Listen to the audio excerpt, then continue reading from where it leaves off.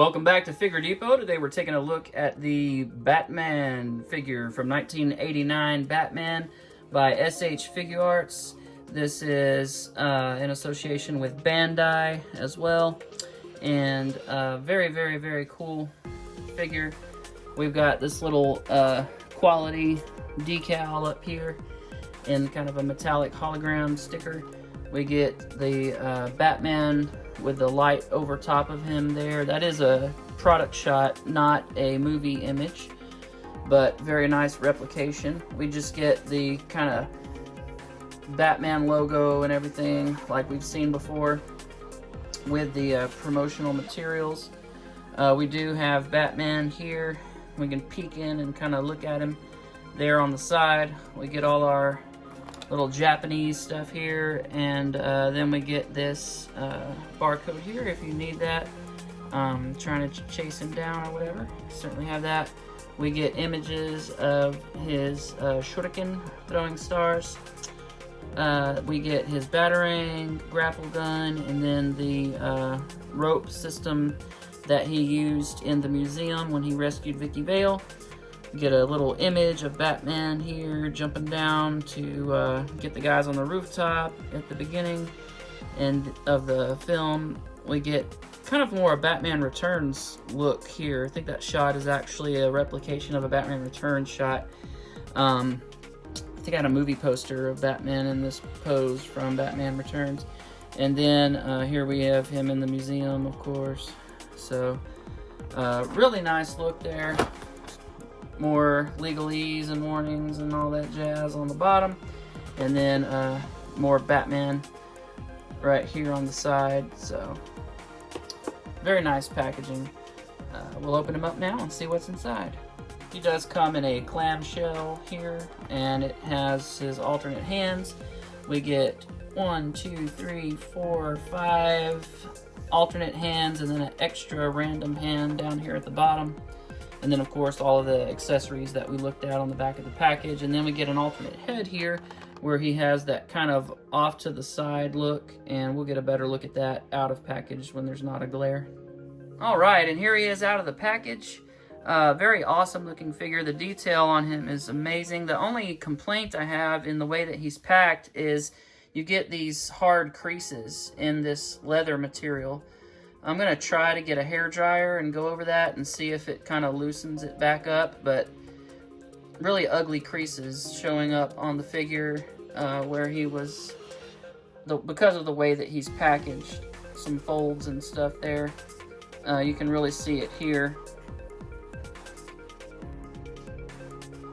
So that affects the overall look of the figure in quite a negative way, I would say. As far as the overall design, outside of packaging considerations, it's a beautiful figure.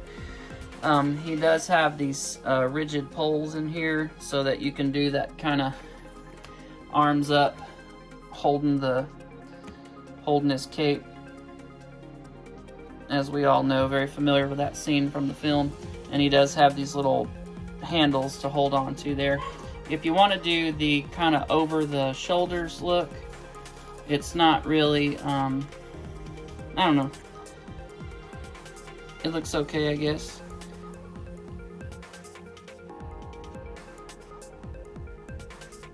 I think the material is just way too thick. I'll probably end up doing a custom cape for this guy, honestly. As nice and leathery as it looks, it's just much too stiff and rigid. And yeah, I'm just not a fan of the way that they've done this. So I will put a custom cape on this guy for sure, I can already tell you. So you can watch my Instagram and wait for that update at some point. I won't do it for the purposes of this video.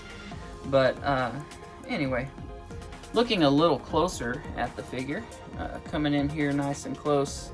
Very nice likeness to Michael Keaton. Really like that. Looks very good. It's hard to kind of make the eyes out. There, you can see them. little bit of a glare from my lighting setup. He's got a little bitty tiny smudge on his chin there, which I will get rid of at some point. Bat signal looks good. It is the 89 symbol with the kind of extra little spikes coming off the tail portion. And of course, we know in Batman Returns, it goes back to more of that classic 70s style Batman comic logo. And the belt looks really nice. Looking here at the armor, very movie accurate.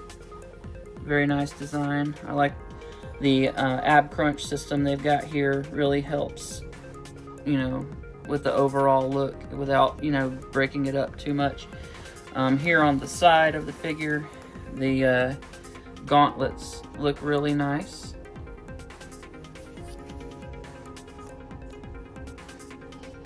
So, big fan of how they designed those.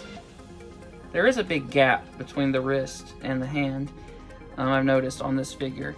So, they didn't do much in the way of concealing that attachment point. I think Mezco has a better setup where you don't have those gaps there. You've got like a ball peg on the end that's nice and large and falls about the size of the end of the wrist. And so it just kind of seats up to it snug. I think it's a much better design where Mezco has designed theirs. But aside from that, I think it still looks pretty good. This belt, you know, is a floating piece. So it'll go up and down and all around. The boots, the detail is very good. It's definitely got the little Nikes. He's definitely wearing his Nike shoes. And all that detail is present. And then, of course, the shin armor as well. One thing I will note is his toes are stuck, kind of slightly tilted up. They don't go down all the way.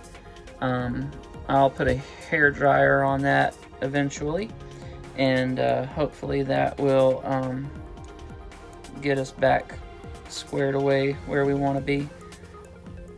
Get them nice and flat. But anyway, really nice looking figure. Here's our alternate head. So you get him looking off to the side a little bit and kind of with a smirk on his face, and it looks good enough. Some people complain about it. I don't know, doesn't bother me, and certainly useful for some shots that you can set up.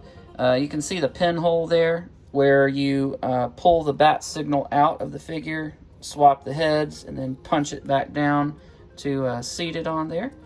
So clever design there.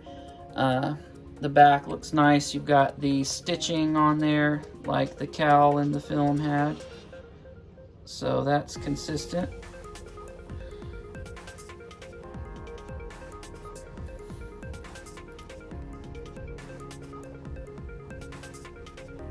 Captures light really well. Looks nice. And yeah, just a really beautiful figure. Alright, so here's our little grappling gun that shoots out the different lines to go left and right. And these just peg on to here and then rotate up and down, side to side. And then clip onto the wrist. So that's cool. Alright, so we get a couple of these tiny little shuriken here, and they are gold in the center and silver, and look really nice. And they're very easy to lose. We get left and right of his hand here with the stopper on it. So when the guy was jumping through the air to kick him, that projected out and blocked the attack, if you recall. We also get a couple of just kind of relaxed hands here. And you can see the little metal studs right there for fat and dirty. We get a couple of those. We also get some like batarang or throwing star holding hands. All right, so we get one hand that is specifically designed for holding his grappling gun, and you recognize that, of course, from the film. It's very clearly designed after the one he uses in the film. We also get a hand specifically designed for holding the batarang. Well, two hands, left and right, and of course, very iconic batarang from this film. Now, these SH figuarts figures are much smaller than true 6-inch scale figures.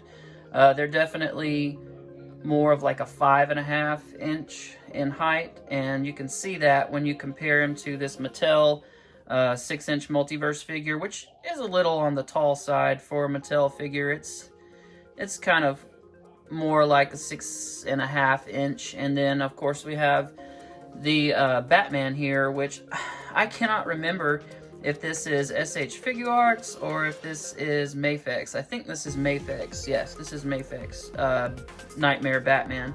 So even, you know, the Mafex kind of run a little smaller than the Mattel, but not quite as small as the Figuarts figures. Here he is with a little Stranger Things like 3-inch figure, and maybe 3.5 to 4-inch figure. So you can see, I think it's about 3.5 inch. That he would make a good sized kid if you wanted to put a kid in a shot with him. So there are figure lines out there that will coincide fine enough with these Figuarts figures. For another Mafex Mattel comparison, we have the Mafex Superman, comic Superman, looking sick as always, but you can tell he's much larger than this Batman figure. And then we have the Black Suit Superman from Mattel. This is the Movie Masters line, and from the Zack Snyder Black Suit Superman look. Where you will really begin to see a disparity in size is when you look at Marvel Legends figures, especially some of the more recent releases. They're much, much larger, and you can obviously tell that they outsize him quite a bit. Here he is with some articulated icons ninja, and you know, they're not much bigger than he is. And Michael Keaton being a shorter actor, that actually could conceivably be accurate. Of course, in the film they always had him standing at, you know, on a different level of other actors around him so that he would appear taller. But Michael Keaton is actually quite short compared to, you know, the average person. So that, you know, you could make that work. There he is with some Marvel Legends female figures, and you can see that he's actually the exact same height as they are. So, yeah. Alright, here he is with a 1984 Superpowers Batman, and here he is with a 6-inch RoboCop figure from the movie several years ago, and he actually scales pretty well with that RoboCop figure. Now, one line that he does actually fit in pretty well with is going to be the DC Icons line. A lot of those figures ran pretty small as well, and so you could definitely do some things to make that work. This is going to be my go-to Joker, DC Icons Joker for this Batman. So when setting up shots and things with him, this is the Joker that I will use. Here he is with the Batmobile from the 1989 Toy Biz run of figures to coincide with the film. And you can see he actually looks fairly decent next to it. He's just a little bit oversized, but it's not terrible. And, you know, you can certainly make it work. If you did a Batcave shot and put the Batmobile a little farther in the back of the shot and then had him, you know, doing something in the front, then you could definitely make it work with some forced perspective. Alright, in terms of articulation, bit limited with the head, of course, which, I mean, the actor was in the film, so that's, you know, not inaccurate in any way. We do get some really nice side-to-side pivot here, and forward and backward crunch, so that's going to serve you very well.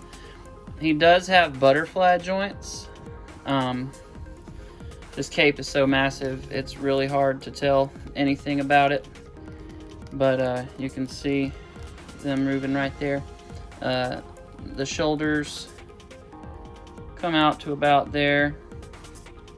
I do rotate 360, of course, and we do get a bend right there at the bicep, and we do get, as I mentioned, the wrists that are pegged in, and you can rotate the pin and make them hinge any way you want to.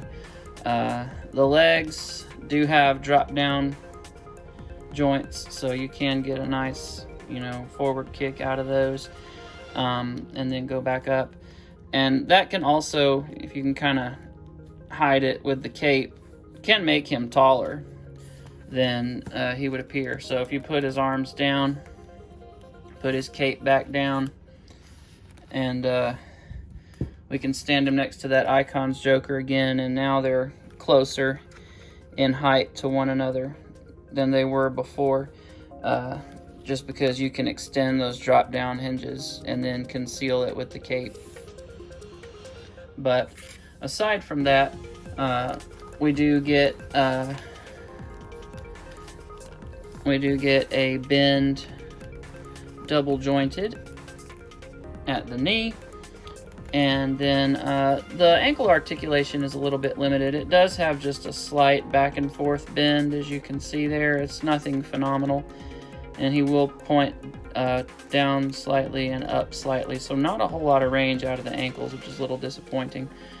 For a figure at this price point, you would expect better articulation at the ankles. And then, of course, we get a toe hinge that is not functioning. Mine are frozen on both feet, so I'll have to get some heat and apply to those at some point. Final thoughts on this figure. It's a great figure in terms of the sculpt and, paintwork and all that. It's all clean and all looks really nice.